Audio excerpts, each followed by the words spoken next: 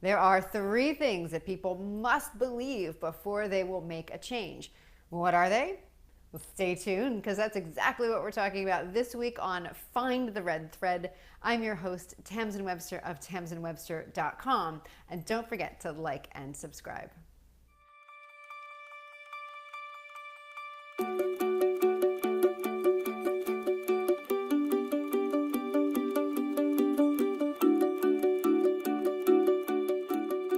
If you want someone to change their thinking or behavior, then they need to have these 3 beliefs after they hear your message. First, that it's possible. That it's possible to achieve the goal that they want with the change that you're recommending. Which means they need to see examples of it happening.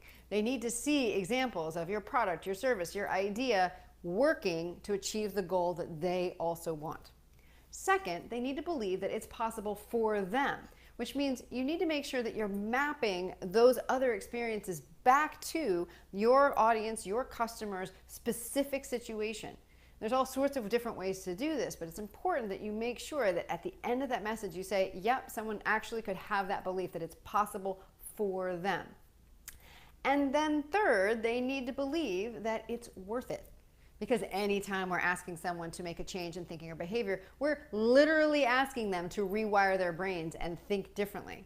And if we're talking about a customer or a prospective customer, we're asking them to part with some of their money, which means they really need to feel like that change and that parting of money is going to be worth it to them.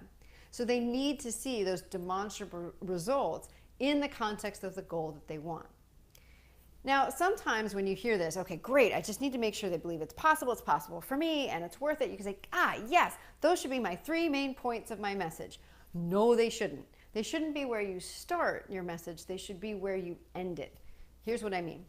Build the red thread of your message first, because that makes sure that you are making the change, you're building that idea in the audience's head in a way that they will come to their own conclusion. It's a much, much more powerful way to get them to change.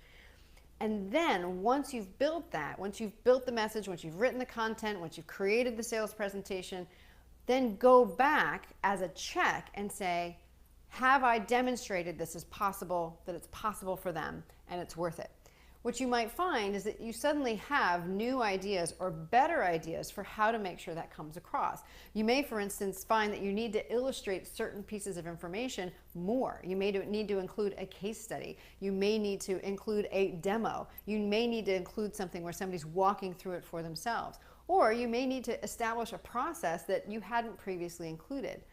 All of these things, and any number of others, help people to understand not only the core of your red thread, but make sure that they've got those answers, those 3 beliefs. It's possible for me, and it's worth it. You've got that, and you've got a really powerful message and a really big idea.